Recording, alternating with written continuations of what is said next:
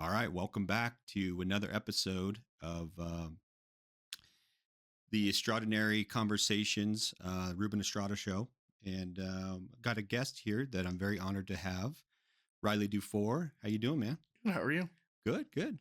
Yeah, how's your year kicking off so far? It's good. It's been busy. A lot of travel, a lot of intense games. So, especially like in that last 4 minutes, a lot of games have been a lot higher than I remember in my past 5 years of officiating. So, Yeah. So how's that journey been? Because you're pretty young. How old are you? yeah, 22. 22 years old, and you're already at the college ranks as far as officiating basketball, and you don't officiate any other sports, right? No, I did do a little softball, and I actually, when I started officiating sports, I started with softball. My dad, he did softball since he was, my age until about 7 years ago. And, just doing a little t-ball, a little softball. And then finally he asked me, he's like, would you like to do basketball? And at first I was like, oh, like, no, there's too many moving parts to that. Like, I'm good calling safe and out. But then, one day my very first tournament, he took me up to Wyoming, and, I kind of just fell in love with it. And it was something that I felt like I could really succeed in. So That's awesome. So what got you to want to be like take it to the next level? yeah. So, growing up, my dad always was a basketball official. He was, I believe, this is his 35th year reffing high school basketball and his 27th doing college. I remember going to not so much college games, but going to high school games with him and being in the locker room and kind of having that brotherhood, if you will, and being around that at a super young age. I decided to give up playing basketball my junior year of high school and pursue, officiating. I knew I wasn't going to go to college for basketball or for actually playing basketball, but I was like, maybe I could do it for officiating. I did I started out at, the local Power to Play in Gold Crown here in Colorado, doing like, third grade, fourth grade, fifth grade basketball. And, I felt like this could really take me somewhere. I've, worked my way up to doing, middle school, and then, the sub varsity C team, JV, and then this varsity. But I kind of had that goal really early that I wanted to do college basketball. You get a little taste of something and you want to keep pursuing it. I tried out for a camp, and actually the story behind that was I was young. I was 18 at that time. I didn't have much money, and, basketball camps are pretty expensive to go to. But a good friend of mine, he texted me when he was running the camp, and he's just like, look, he's like, you could run with this. He's like, I will give you the camp for free if you go. And so I kind of went back and forth on it, and I'm just like, you know what? He reached out. He specifically texted me and said, come to this camp. I ended up ranking number 1 overall in that camp. And so he gave me the next one for free too. I ranked number 1 in that camp. And so then he gave me the third camp for free. So that third camp, there was some real high profile clinicians, and those are the people who like judge you and actually watch you ref. One of them by the name of John Blazik, who's the Division II national coordinator. He was at that camp, and he was sitting off to the side, and my lovely girlfriend at the time, Catherine, was sitting there next to him, and she was in her little cowgirl outfit with her boots and her jeans. And he's a talker. If you know Blazik, he's a talker. He ended up talking to her, and she had sunflower on her boots, and he's just like, who wears boots to a gym? Like, who wears cowboy boots to a basketball gym? Right. And so they kind of started talking. He's like, who are you here watching? And she said, my boyfriend, Riley. And she pointed to me, and I was the ref. And so I kind of got on his radar there, and he pulled me aside after the game, and he's like, look, I want to bring you on staff. You're not going to get a game from me, but you're so young at this point that we can really develop you into a high ranked official. So I got hired into the Jayhawk when I was 18 years old. I didn't get my first game until I was 19. And at that point, I tried out for Region 9, which is, Wyoming, Nebraska, Colorado. And then I got hired into that. And really, I got my first full college season when I was 20 years old. It was kind of intimidating. These young athletes are the same age as I am. Right. But it kind of took me to there, and then just marketing and getting to know people who were at that next level, or in it's kind of this people who wanted the next goal.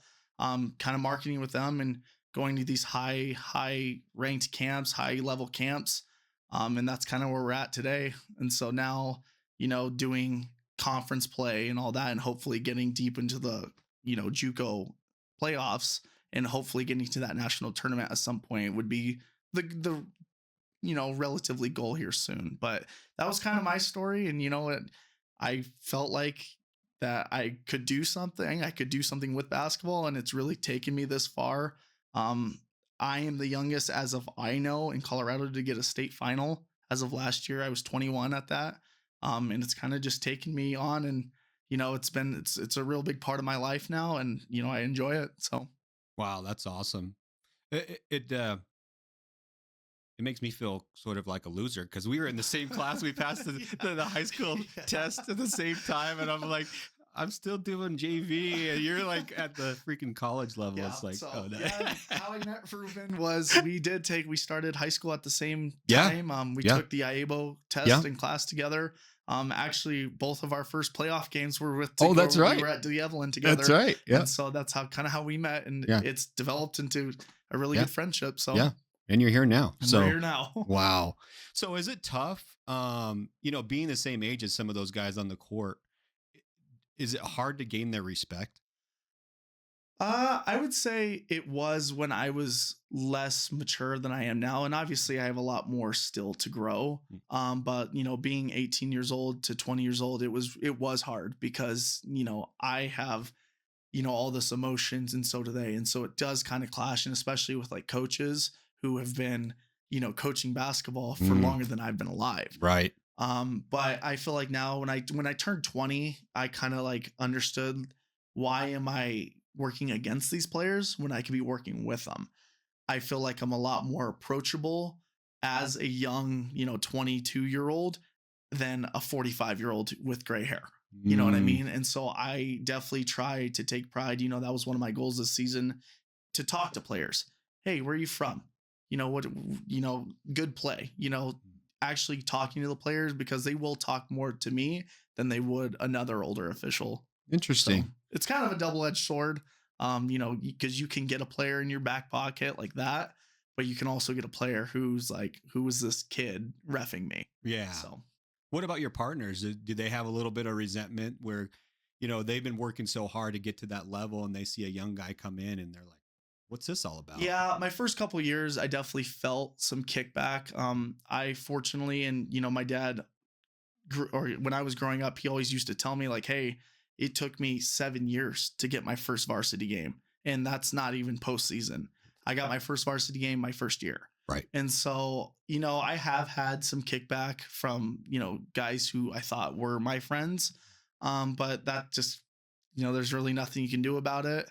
Um, you kind of got to have that mentality, is either you're either with me or you're against me. Mm. And we want to be a team, and we want to collab as officials.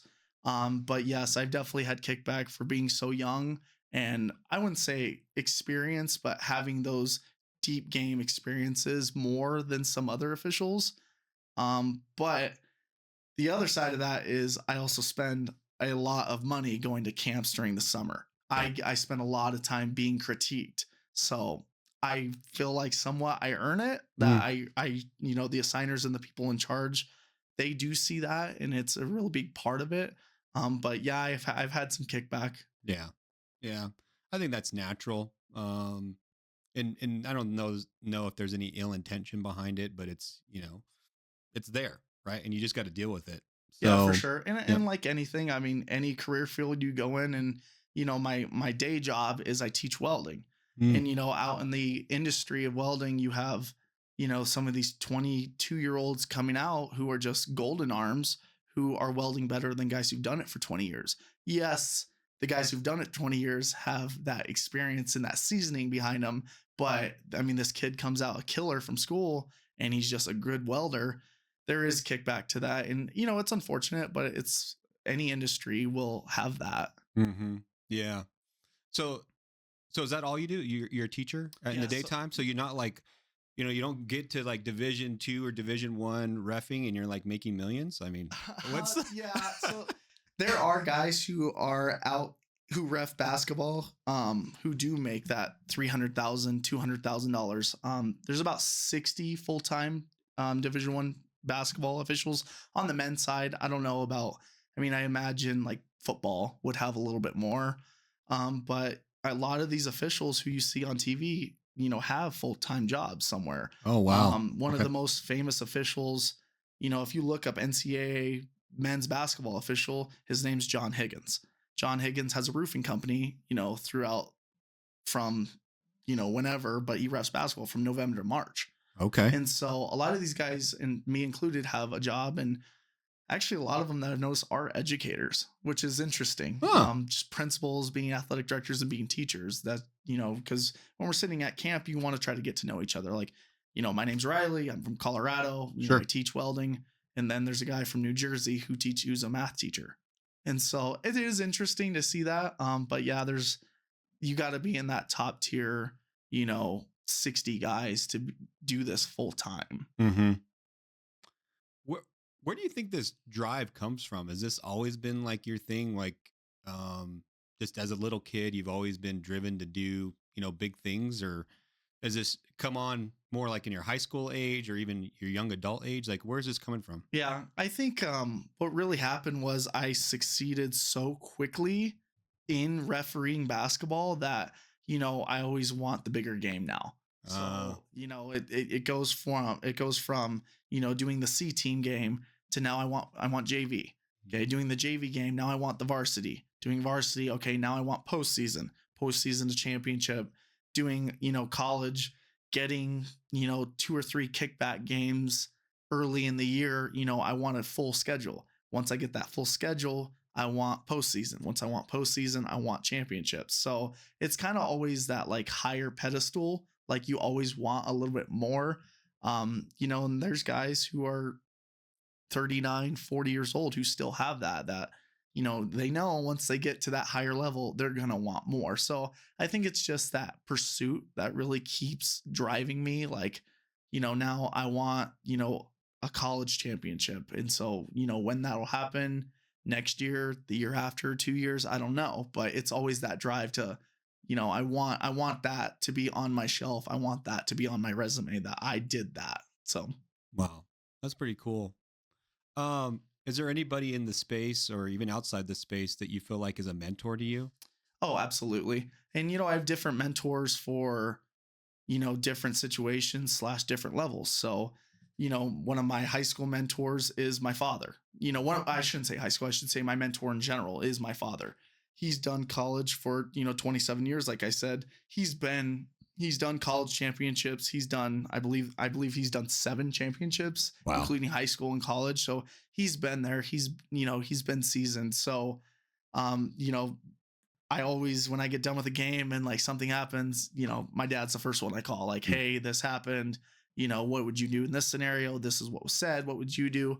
But then you also got to have guys who are at the same level you are and guys who are higher than you, because those guys know where you've been. So, I got about 4 referees who are at about the same level as me and they want the higher game.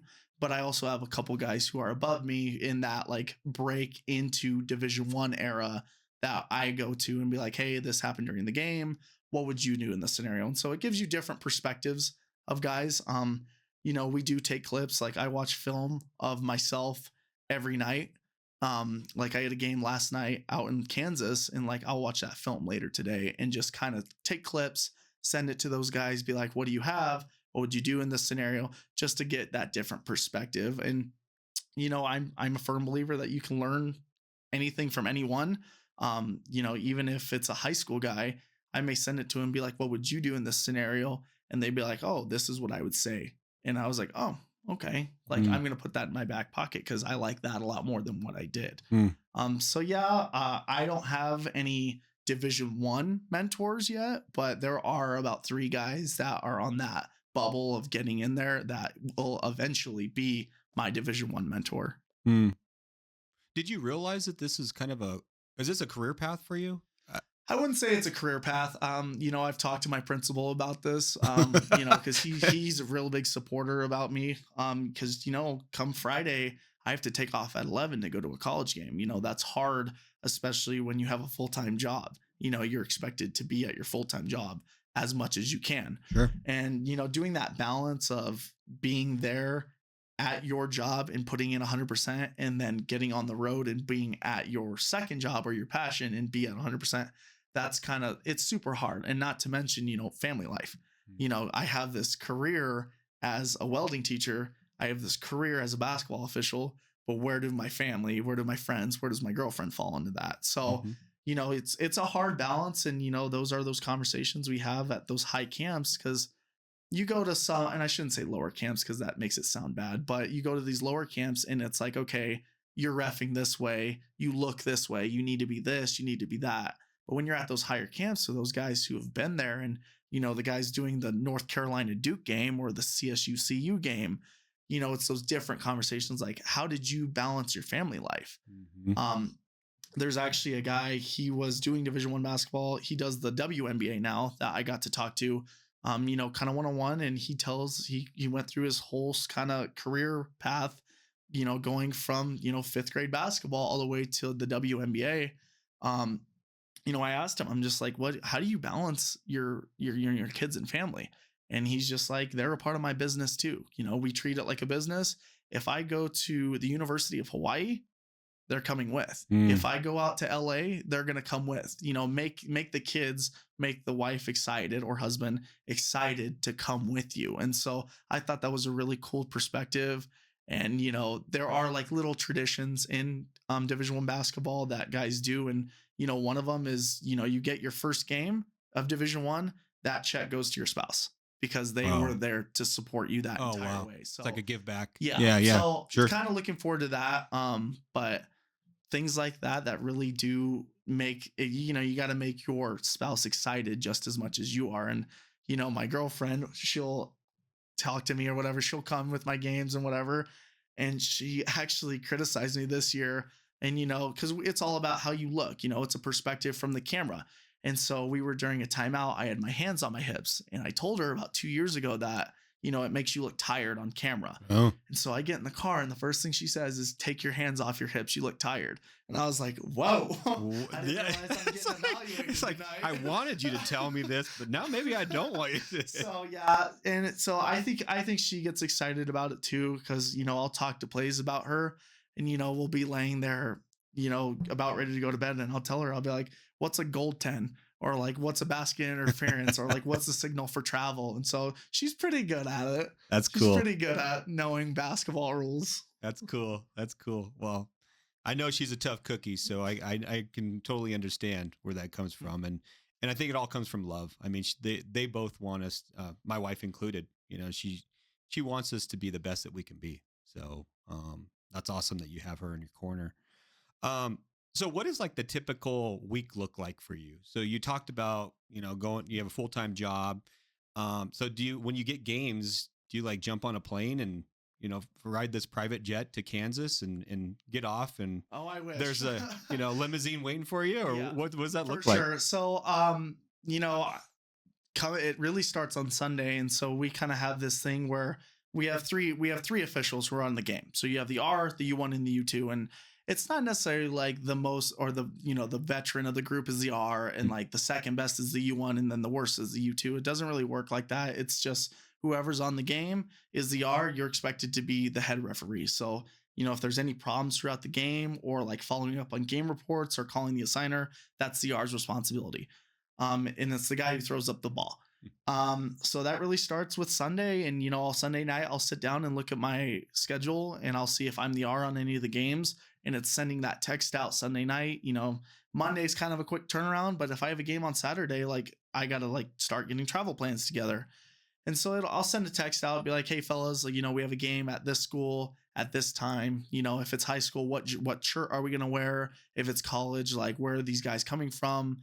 Maybe one's in, Colorado Springs and the other one's in Cheyenne. Where do we meet? So it's equal distance for everyone. So I'll send that text out, and, Monday I'll go to school, I'll teach for the day. And usually Monday is a high school game. And so I'll leave at 2:55 when my scheduled time's done. And then I'll go home for a little. And, depending if I have a girls' varsity, boys' varsity, or just the boys' varsity, go home, eat, kind of get ready, and then head to the game. Get home at 9:30, 9:45, 10 o'clock at night, and then get up and do it again on Tuesday. I do teach a night class on Tuesday and Thursday. And so, come Tuesday, I'm at the school till 6:30. So come home, have dinner. Wednesday, depending on if it's a high school or college, that's kind of like this week in specific. I have a college game on Wednesday. So I'll leave at my school 2:55, get on the road, get to the college, do the game, get home. I'll get home at like midnight to 1 o'clock in the morning, get up, do it on Thursday. And then Friday and Saturday are really the big travel days. So like this Friday or yesterday and the day before, I had a game down in Lamar. So, coordinating with those guys were both out of Denver. We met at Bennett down in southeastern Colorado. We drove to the game, got back, came home, and then coordinating with the guys that I'm with yesterday to go down or to go out to Kansas. So, and then weather plays a big part of that because, weather's unexpected in Colorado. Yep. We hit a snowstorm from the time I left the house till we got out to Lyman. And so that set us back a little bit. But, coordinating with each other, we had a guy coming out from Fort Collins, and then our other guy was out of Denver. And so he's coming to my house. We are going to Bennett together to go out to Kansas. And so, it's a lot of coordination. It's a lot of coordination, saving guys' numbers so like, I can, if I'm driving to a game, be like, oh, I forgot to tell, John Smith that I'm going out this way. Like we need to meet up 30 minutes earlier. So it's a lot of coordination. It's a lot of thinking. But it's a lot being prepared. I don't like the idea of like unpacking your bag every day. So quite literally I have a pocket in my suitcase, throw that in the washer, throw that in the dryer. And I know everything in the dryer goes in the bag. So I don't forget anything. Cause when you're 6 hours away from home, you forget. Yeah, it's not. Yeah, it's not sure. good. It's not good, So, right? Nobody's coming to save you. Nobody's going. So it's a lot of coordination. It is a lot of thinking on the front end, but day of or day before, we got to look at our matchups. We got to see what the teams are going to bring to the table. If we have prior knowledge, like, number 3 is a 3-point shooter. He doesn't have a natural shooting motion. He sticks out his right leg. So if we have a 3-point shot at the end of the game where he sticks out his leg and gets fouled, that's his natural shooting motion. And kind of discussing like, we look at free throws, we look at fouls a game, we look at made free throws, we look at made threes. Is this a 3-point shooting team or is it a post play team? Is this a jump shot team? Who's the kid who scores the most points? I'm not saying that that's like we have a bias, like we need to keep number 50. You just want to be prepared. But we know the points are going to come from number 50. If he were to get fouled, we can't miss that. And so it's a lot of thinking on the front end. But there's certain aspects that you got to look at to be prepared. If you're not prepared, then you're kind of going into it blind. So it just makes a rough game, especially when you don't feel prepared. Yeah. Do you have like you talked about looking the part. Do you have like a workout regimen? Like, do you try to stay in shape other than, you're running a lot, so you're getting exercise, but for something over and above that? Yeah, for sure. I wouldn't say I necessarily have like, and I really should have a workout, like dedicated routine to look slim and look fit. I do try to work out of season. It is hard, especially in season. And there's guys who do it. Don't get me wrong. Like, God bless those guys who wake up, they get home at 2 a.m, wake up at 5 to go to the gym to get back to work, at 7 a.m. There's guys who do that. And I know a lot of them. Yeah. And they meal prep or whatever. I'm not quite there yet. I think I should be. But staying in shape, doing cardio. And I work out with one of my friends and, we'll do legs that day. We'll do squats, we'll do front squats, leg extensions, all that jazz. And I got to go run 2 miles. Right. And so he's just like, why are you doing that? It's like, because I know when I'm in that second half with 30 seconds left, I got to be able to keep up with these guys. And so running a lot, pushing yourself to like breathe super heavily because you have a whistle in your mouth and being able to calm yourself down, especially when you have like a timeout or like a media timeout, being able to get yourself composed in that 60 seconds so you can go on and be at that high level. So, and eating right, I don't get me wrong, I do love soda. I love sweets. I will always, drink that. But making sure you're drinking water throughout the day. And I talk a lot. I teach, and so I really do have to drink water so my voice is good. Because if I'm talking a shop, I'm basically yelling the whole day. I got to make sure I have a loud enough voice to project when that gym is full. Hey, get your hands off. Get your hands off. Stay legal. Stay legal. So they can actually hear me, the coaches and the players. Mm-hmm. And so I really should take the actual working out more. But I also feel like I'm kind of at an advantage that I am so young that it doesn't affect me as much as it does the older guys. Yeah. Yeah. No, that's super cool. I mean, it sounds like you're taking this like seriously. Like this, A little bit serious. I have my little routine throughout the day that, I got to do my planning in the morning. And then at lunch, that's when I do take care of personal stuff. So that's if I got to call a doctor, I got to make an appointment, but I got to watch film throughout that 30 minutes. And, there's about 2 or 3 plays a game that stick out and, going to those.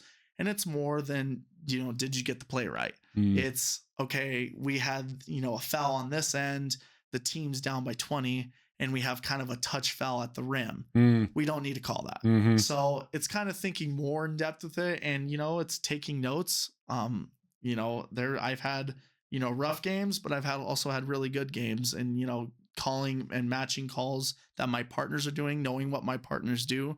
And, there's certain guys who, are really good at like the lead possession or position. And there are 3 positions on the basketball floor, the lead, trail, and slot.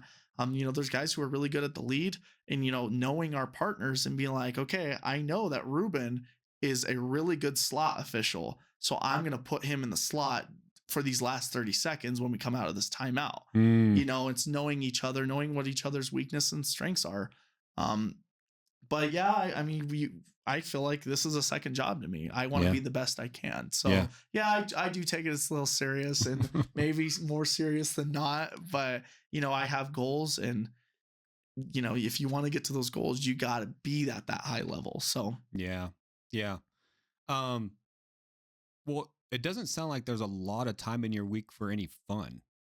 I mean, what do you do like off the court? What do I do off the Yeah, I will say, my friends have this running joke that they don't see me from November to March. Right. And, it is because, and it's hard to not see, your good friends throughout that time. But being present at home and, I thank again, my girlfriend and my friends, because they do make time to come see me, even though when I'm on the road. And, there are times that, the game gets canceled because of weather. We need to go do something that night. So, cause we need to be able to connect. So yeah, there's not a lot of free time. Just cause basketball's so overwhelming. And I don't know if other sports are like that too, but it's just so overwhelming that, come March, I believe the last day of the JUCO tournament, unless the national last day of Region 9 and the Jayhawk is like March 19th. But that's, that's a good 6 months. I'm in basketball season and that's, but being present, like when I am home, not talking about basketball, not watching basketball, being there as, their friend that they know and being the boyfriend that, my girlfriend knows. But it's a balance and it, I can't say that I've perfected it. Like it is hard. And that's just kind of the battle that I'll have to fight for, here until I decide to hang it up. Yeah.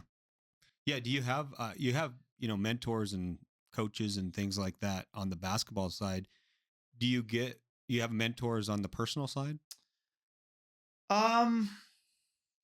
Yeah, like my father would be a big mentor because he's been doing this for 35 years and he knows, and like talking to my mom and just kind of seeing what her perspective is on things. But like my professional life, my principal is a very big advocate of me doing this as a second career. But I'm not one to not go get help. So if I'm struggling with like a situation involved with like a student or a parent, I need to be able to go to him and be like, look, I'm stressed. I have like a lot of things going on. Like, what would you do in this scenario? And so again, having people in your life who can give you that clarity of, listen, like you're seeing it from this perspective. You need to start seeing it from this perspective, and having those people who will give you that. And, constructive criticism, not a lot of people like it, but, I'm one that if I mess something up, I want you to tell me. Like, I Mm, don't want you to beat around the bush. Like, tell me I messed up and how you would like to do it differently. So, again, my principal is a very big, life advocate for me, too. I call him my work dad. But if I have a problem, that's cool. I'm going to my work dad. Yeah. So, Yeah. so yeah, he's a real big coach to me. Mm, Him and my father would be my yeah. like mentors in life. Gotcha. Do you have siblings? I do. I have Okay. two. I have a brother and sister. My Okay. brother's out in Kansas City. He's an oral surgeon, and Oh, then my wow. sister's studying to be a dentist. I see my sister out a lot more than my brother, obviously. But just getting to know them and just kind of, my brother will text me and be like, "How's basketball season going?" And so I kind of gotta. It's it's a two-way standard. I Right. gotta be like, "How's oral surgery?" And How's then he'll that explain cavity? something You to know? me, and I just like, I have no idea what you're talking about. But that's probably how he feels with basketball. Yeah. But yeah, I do see my sister about once a week. We do make a point, like Sunday nights is when we all go to my mom's house and have dinner or whatever. And so, her boyfriend's hard work and blue collar. He's a diesel mechanic for Western Disposal. And so, like, seeing him, sometimes it's 3 weeks before I see him. Wow. But, just kind of talking to him and getting common ground that we talk about. He'll talk about trucks, I'll talk about basketball, but, talking about stuff that we're both into. So, Hmm. yeah, and that again, that personal life from November to March it's a tough one that like not a lot of people see. Yeah. I'm looking at your family and it's like, dang, there's like a family of high achievers. Like, maybe I should have your parents on the podcast here. Oh, It's like, yeah, what did you guys yeah. create? What's in that water in Frederick? I mean, it's like, Yeah, there was and having success in whatever you go to, I feel like is a big part of what my parents tried pushing for. But most important is work ethic. No matter if you're an oral surgeon or Mm, a basketball referee, like right. you got to be able to dress the part, you got to Mm, act the part, you got to talk the part, and you got to be able to show that you are the part. So mm, I think work ethic in my family is a big thing. In anything and everything you do, you got to try to be your best. And if you try to be your best, eventually you'll be successful. yeah. That's good words of advice. Um, what has been like it feels like you succeed at like pretty much everything that you do. Like what are some of the failures? There's been some failures. Yeah. There's been some failures. And just from a basketball perspective, I could name you about 1,000 plays I got wrong. Mm, 1,000 times where I screwed up a rule, or I called something that I didn't or shouldn't have, or I didn't call something that I should have. One happened last week. We had a kind of a nail biter conference game, college conference game. Not a lot. We went into the pregame because we like to have a good pregame in the locker room. That there's guys that aren't working today, that we need to go into this game with a chip on our shoulder because we deserve to be here and we need to show them why we deserve to be there. mm, We had a good, there's 40 minutes in basketball in a college game. We had a good 39 minutes and, 50 seconds. And right at the end, I had a play. It was teams down by 2, goes up for a 3-point shot, kind of throws up a Mickey Mouse shot. I call a foul. You know, I That sends them to overtime. That team ended up winning. The away coach was mad. He was super upset. Calls my assigner, and assigner calls me, and he's, "What are you calling that for?" And mm, he wasn't mad because he's there to support us, but he's just like, in the context of this game, like that was wrong. mm, And again, this is a harsh way, but you lost them that game, mm, and so had a lot of failures, and mm. kind of coming to terms with that and like swallowing that pill. Yeah. And we joke around about it, like, don't call a shooting foul on a 3-point shot at the end of the game. But yeah, that happened last Friday. And so knowing that, and I've had failures in my teaching career on how I could have made this kid better that I Mm, didn't. I've had failures in my basketball career. But it's just kind of learning. It's always being a student of what you do and being a student of your career. to make yourself better for when that scenario comes up again, you do it the right way instead of Mm. the wrong way. Mm. So it's always just being a teacher or being a learner of whatever. And, I do teach welding and I know a lot about welding, but that doesn't mean I know everything. So being able to learn and listen, and even the kids, like some of the kids bring forth knowledge that I didn't know. And, we do tell them right at the beginning of the year that you guys might teach us something. And, kids have taught us stuff. And so always, being willing to learn and not just being in a shell saying, I know what's best for everything. Yeah. No, that's really cool.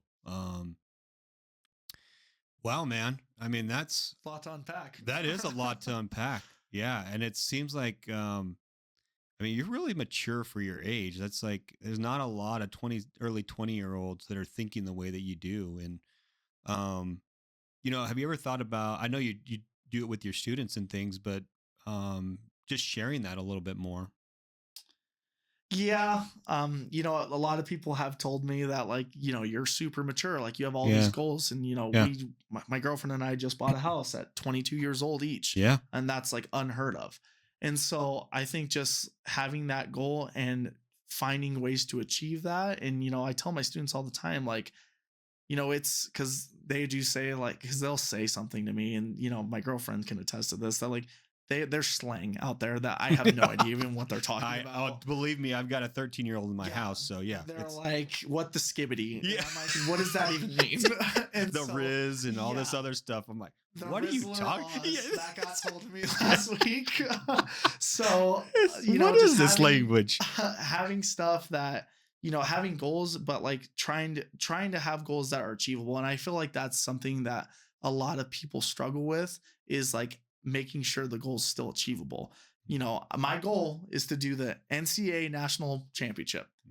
Am I going to do that this year? No, but I got to be real with myself and say, okay, a goal this year is to make it into the college playoffs for the Region 9 playoffs or whatever. Having those goals that are achievable. And, if you don't achieve them, having enough reflection and having enough, outside perspective to be like, why did I not get there? And being okay with the answer. A lot of people from a basketball perspective, they'll go to camp and, they get discouraged and they never go back because they get criticized that much. Yeah. And, you're paying to get criticized. Right. I could tell you, I went to a Division I camp about 2 summers ago in Oklahoma. This Division I official who's done 3 national championships ripped me because my shoelaces weren't tucked in my shoe. Something that small. Wow. Like ripped me for 10 minutes. Wow. But that guy's also done 3 national championships. Right. So, not being discouraged, and everyone goes through it. Like, I wish I would have done better. I wish, like, I don't like what he said. But again, everyone can teach you something. Yep. Yeah, that's pretty rough, man. That's but it's kind of like the Olympic swimmer or Olympic athlete. And like every little detail matters. Correct. Yeah. When you get to that level. Yeah, for sure. And you're going to get ringed once in a while. And so you got to be able to take it and learn from it. But not like get into a shell and just never want to come out of it again. To be better, you got to push yourself past your threshold, and you will get better eventually. Even though, getting there, you'll get beat down, but you will be better on the other side of it. So right. That's awesome, man. So what's on tap this year? What's what? What's on tap? What's on tap? Yeah. Like what's next? Yeah. What's next? Yeah. Some of my goals this year for basketball for sure are, I would like to be an area director. We have areas here in the state of Colorado. And those are guys who basically pull together meetings, kind of hear it from the uppers and bring it down to the local officials. I would like to be an area director. It's a 3-year term. I feel like that's something on my resume that I don't have. If it happens, if it happens. If it doesn't, then, I got to make sure I can get to that goal. For my and you have to be voted in, right? You have to be voted in. Yeah. So for my college side, making it to the college playoffs, last year, my assigner, he called me. I ended up getting my state final, and my assigner called me. He's like, I would have used you. He's like, but you need this on your resume. Like you need to have that stepping stone. Like I understand, like you want the college game. That's the higher, better game, but you need to have this first. Mm. And so, again, having those guys, and our assigner, he was very on track to be a Division I official, but an event happened that he decided to step away from that dream. Mm. And he's very knowledgeable. He kind of took me in under his wing when I was, 15, I shouldn't say 15, 16, 17 years old, when I was just like, you know what, I think I would want to I would want to ref college basketball. Mm. And, he was the first one to be like, yes, I want you to watch college film. You better know that rule book. But he was also the first one to say, no, you're too young. Like, you need to wait. Like, you're too young. We need to wait. And so, it's hard to hear that. And, having that Division I goal really does help because of my age. Mm-hmm. When I go to camps with these, 100 other guys around the country, they're 27, 28, 35, 40 years old. I'm 7 years younger than some of these guys. And so I have a good shot, I guess, at getting there eventually, but I also got to put in the work. Mm-hmm. It's not going to be given to me, and I don't want it given to me. So. Right. So, I got into officiating when I was 40, like, and I wish somebody would have told me about it a lot sooner. So how do you get to the 16-year-olds, the 17-year-olds, kids that are graduating high school, and get them to know more about this opportunity, because it's huge? Yeah, that's an answer that we've been, working on. I'm a part of the recruitment and retention committee. I am actually the retention. My father's the recruitment. And, getting out to those high schools, or to the high schoolers in specific, it's hard because they still have the dream of going to play college basketball. And, it's hard to have that conversation with yourself. I unfortunately had that conversation with myself. I actually committed to go to play college baseball, got into a program at a different college. I didn't think I was going to get in. And so having that, having that talk with yourself in the mirror, be like, look, you can go play college baseball for 4 years. You can go make a career for the rest of your life. So I think having that conversation with yourself is hard. And that's a conversation that not a lot of people want to hear. Like, you're not good enough to go play at the next level. You could do this and still be a part of the game. But ultimately, like, a big driving factor, people will try it at least once, but it's the, like we always say, it's the parents. It's tough. It's the fans. Yeah. It's the coaches. It's the players. Mm-hmm. When you feel like you go and try to do this thing and then immediately are getting yelled at, it's hard to keep going with it. And so, we have a lot of turnover in the first 2 years of someone officiating. That seems to be like when we lose people because they don't want to deal with the parents anymore. But it's hard. I mean, when you're 18 years old, getting yelled at, this 40-year-old man because of a no call travel in a first grader's game. The younger they are, the worse the parents are, and unfortunately. It's unfortunate. And so there is a struggle to find, young officials. And like you said, you got into it so late and you wish you would have gotten into it sooner. My buy-in was my father. My dad, he's very strong-willed, and he was there, the first one there to defend me, no matter what. And so having someone, and I've tried to convince some of my friends to start officiating, but they all give me the same answer.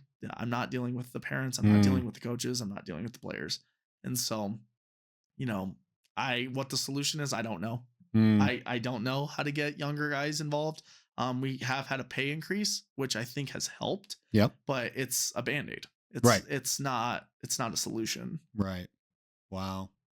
Yeah, that's really unfortunate, because it is a huge opportunity. And you get so many skills out of it that I didn't even consider, Yeah. And like, a big one for me, especially being in that teaching aspect and being in the referee, is diffusing.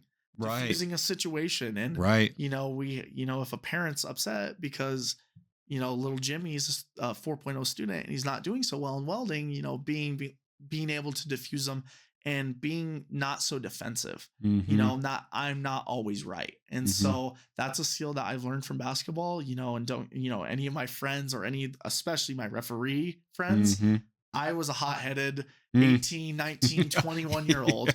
And I Like this feel like, hot shot yeah, that oh just like yeah. came in. Oh Yep. yeah. Yep. This Yep. year in specific, I feel like I've calmed down a lot and Mm. I can keep my cool a lot longer now. Don't get me wrong. I can still get fired up during the game, but I feel like I've calmed down to a point where I am more approachable. Mm. And that is something that I carry into my professional life that I Mm. learned from basketball.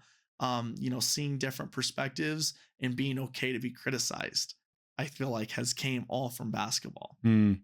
That's awesome. Very cool. Well, that's it, man. I mean, is there anything else that we need to know about Riley? What are some interesting things that people normally don't know about you? One, I ref college basketball Yeah. would be one. Um, Should we get you a shirt? I mean, I it's should like, get a shirt. I should get a shirt. I got a degree in gunsmithing. I run my little gunsmithing thing out of our I forgot business. about that. Yeah. Out of my garage. And Yeah. so really into firearms, in that whole industry. Um, So a gunsmith is that like a sharpshooter? No, gunsmith's No. like basically think of it like a mechanic, but for firearms. And Oh, so okay. I do a lot Yeah. of repair work. I've built guns from the ground up, little stock making to figuring out, someone will bring you a box of a gun of some sort and they're like, I don't know how to put it back together. And so Oh, wow. figuring out and problem solving, it's something that's I've always been interested in. And that was the program. So I decommitted to play college baseball to go into gunsmithing. Oh, wow. And so I picked a career that ended up not being my career. Right, yeah. But I learned a lot of welding skills through gunsmithing also. Okay. And so, yeah, working on firearms, and, having that market that, a lot of referees like their guns too. And so having that kind of, we're going to go to this game. Oh yeah, by the way, I have a problem with this gun. Like, let's meet up sometime down the road and we'll exchange whatever information. Yeah. And so, yeah, it's a little interesting. Have you seen any really rare guns? Yeah. So, we actually, when I was in school, we went through and I forget what it was called, but basically when a firearm is used in some sort of crime, it could be a burglary. It doesn't necessarily have to be like a first degree murder, Right. but like an armed robbery. We actually have to destroy it and we have to report it to the ATF about the serial numbers and all that. There was this revolver that I won't tell you the name, but there was this revolver that was $2,500 that we had to cut up. Oh, that's like brutal. It was brutal to do that. But I've worked on a customer's gun who paid $10,000 for a custom rifle that was not working right, and so I fixed it for him. And so that was. Does it shoot itself? I mean, geez, what the heck? So yeah, that was super cool. Guns are one of those things that could really get expensive really quickly. Yeah. But just kind of being in that industry and talking about what kind of ammo, what kind of this, what do you do? There's so much to do with that industry that there's skeet shooting, there's clay shooting, there's competitive shooting, there's USPSA, there's long distance shooting, there's hunting. There's, self-defense, there's law enforcement, there's military. There's just so many aspects of that. This historical is a huge one. Right. There's just so much aspect to it that it is, that's a game. That's an industry that you can always be a student. Right. So, wow. Very cool. Very cool, man. Well, I appreciate you being on. This has been an honor. And I wish you the best of luck with your officiating career or if it's welding, whatever it is. I know you're going to be successful at it, and you've got somebody in your corner that's pretty important. So, and I know that she's going to, help you along the way and be probably your best critic, but at the same time, she's going to love all your failures too. So, I think it's important you got that partner, and appreciate you being on. Yeah, and for sure. Thanks for having me. All right, man. Take care. Thanks.